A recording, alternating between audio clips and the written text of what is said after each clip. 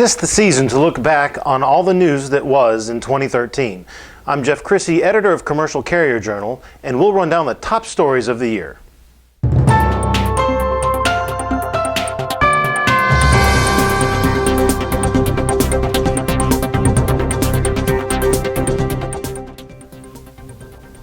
In 2013, it seemed the entire trucking industry was in a litigious mood.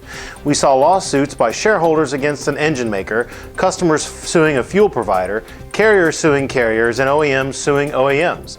And the Federal Motor Carrier Safety Administration was sued by just about everyone for everything from the cross-border trucking program and its Compliant Safety Accountability Program to its newly minted hours of service rules. But what were the headline-grabbing news stories from last year? Thanks to in-depth website metrics, we were able to sort it all out. Here are the top 10 news stories from 2013 based on the number of page views at ccjdigital.com. Starting off the list at number 10, White House proposes new round of truck emission reductions.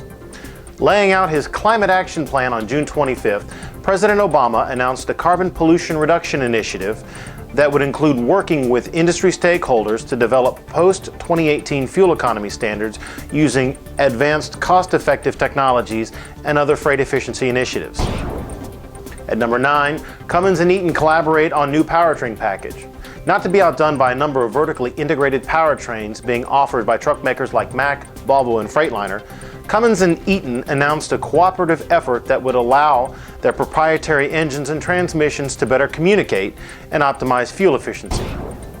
Next on the list, number 8, U.S. engine makers ask court to revoke Navistar's EPA certificates. In September, Volvo, Mack, and Daimler argued to the U.S. Court of Appeals that the embattled engine maker benefited from certificates of conformity while being allowed to sell non-compliant engines at a penalty of $1,919 per unit. Later, federal appellate judges tossed out the EPA rule, and Navistar has switched its exhaust gas recirculation technology strategy to compliant selective catalytic reduction engines.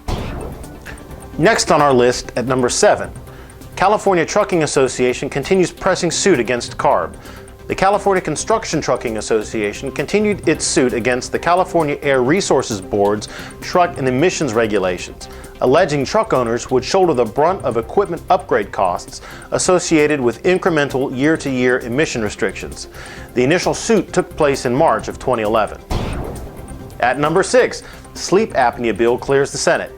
After clearing the House vote at a unanimous 405-0, the U.S. Senate in October passed legislation that would require FMCSA to use the formal rulemaking rather than guidance for any sleep disorder screening for trucking companies. Days later, President Obama signed the bill into law. Coming in at number 5, Ray LaHood out as Transportation Secretary. LaHood announced he was leaving the President's cabinet post as Transportation Secretary in January. He was replaced by former Charlotte Mayor Anthony Fox, who was sworn in as the new Transportation Secretary on July 2nd.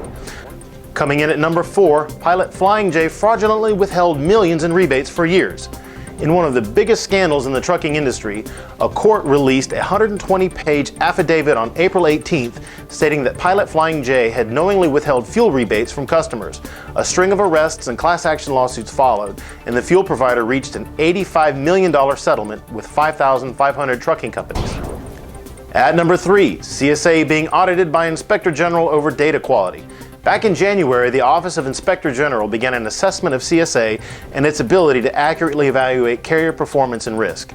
Aspects of the program remains under fire from industry groups, including the American Trucking Associations and the Alliance for Safe, Efficient, and Competitive Truck Transportation. And at number 2 on the list, EOBR rule could come by September, says Farrow. As of yet, no formal electronic logging device proposed rulemaking has been published.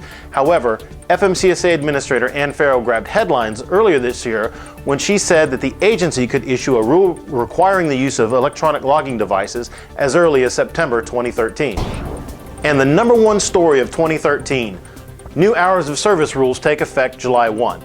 Okay, in full disclosure, hours of service related news stories actually rated number 1, 3, 4, 6, 7, and 8. But rather than squeeze other stories out of the top 10, we lumped all the hours of service related stories in at number 1. Industry analysts and fleet feedback point to a 3 to 5% drop in productivity since the rule took effect that required a mandatory 30-minute rest period within the first 8 hours of drive time and a 34-hour restart limited to once per week, and that contains 2 consecutive 1 to 5 a.m. periods of rest.